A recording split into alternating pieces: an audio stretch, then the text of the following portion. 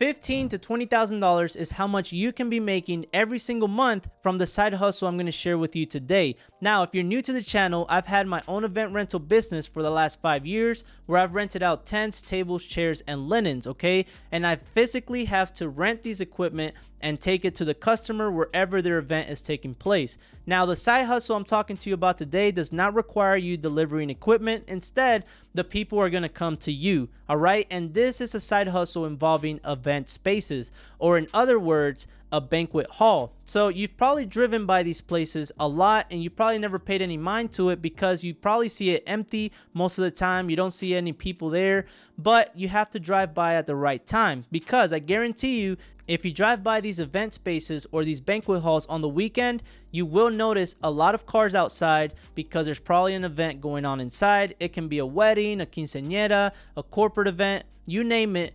These places are used for all kinds of events, okay? So you're probably wondering, why is it that you can make so much money from this business, but there aren't so many of them out there? Well, I'm gonna explain, okay? Because there is a barrier to entry, and that is time and patience, okay? I've gone through the process of looking for my own event space. I even had a space that I was going to fully build out myself for an event space venue, okay? And I can tell you that the biggest obstacle you guys are going to come across is finding a shopping center that will allow a banquet hall or an event space. Why is that? Well, let's think about it, okay? From a business perspective, those shopping centers have to look out for their customers and their reputation.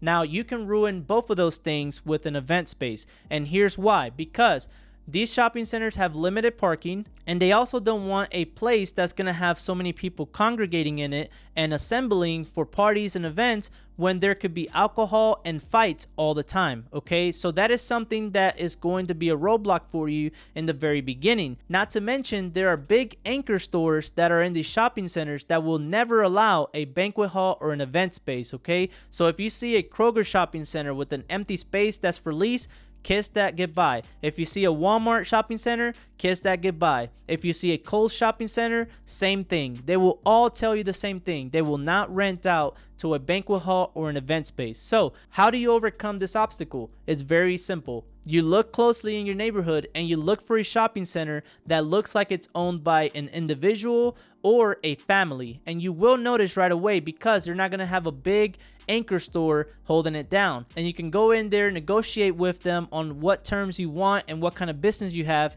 and a lot of times they will agree to your business. All right, now there is something very important you guys have to keep in mind, okay? And this is going to save you a lot of money and a lot of time. The landlord that owns these shopping centers, the individual or the family, the only thing they care about is renting out that location, okay? They don't care if you have a banquet hall or an event space, but it's on you to find out if the zoning for that property will allow a banquet hall or an event space. It's on you. It's not on the landlord, because all they care about is renting out that location, because the longer it sits there empty, the more money it's costing them, all right? So they just want to rent it out. But you can go in there and not check the zoning and get your event space ready to go, and then you open up and the city shows up and tells you, yeah, bud, you can't open up here. You don't have the zoning for it. And then you have to close down, and not only are you losing money from not being able to rent it out, but you're still paying the landlord that rented it to you, and it's not their fault. It's on you, okay? So make sure you guys are checking the zoning for your event space. Now, what can you do if you really like the location and the area that it's in? Can you get around the zoning? Yes, you can. You just have to file the proper paperwork with your city or with the county. That way it can be allowed at that location. But the only thing to keep in mind is that that is not guaranteed. You can file it, but it's not guaranteed that it's going to get accepted. So I wouldn't invest any money on the event space or anything until you get this approval, because if you don't get it approved, then you can just move on to another shopping center where they will allow it. So what have we covered so far? The biggest thing is finding the shopping center that will allow your event space, and to find out the zoning. And if the zoning is not proper, make sure you guys get it rezoned so that you can operate in that location. So let's say you checked off those boxes and you're good to go. this location works for you. What do you do next? A lot of these landlords will give you an allowance so that you can get the event space renovated or ready for business, okay? And a lot of times you can negotiate with the landlord so that they can give you the first few months for free, and that gives you time to set up and start booking events so that you can get going as soon as it's time to pay your first month of rent, okay? So there's a lot of things that are in place for you guys to start making money, and a lot of things in place so that you guys don't invest your own money and get the location ready. A big plus to this kind of business is that you yourself don't have to physically be there, okay?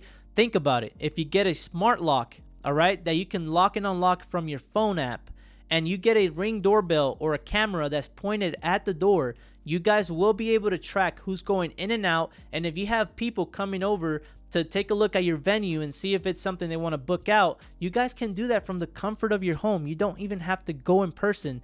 And you can do the full booking and have it ready with the basic necessities. You might not even have to go at all if they're just doing a basic party, okay?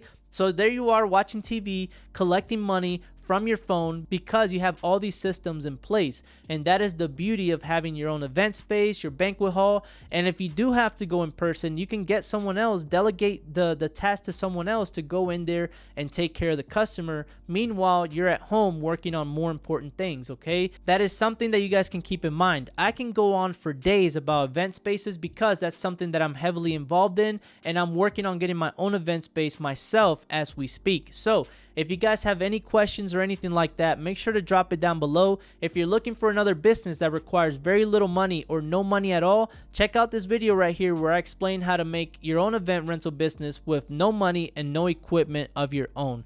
Without further ado, I appreciate you watching, and I'll see you on the next video.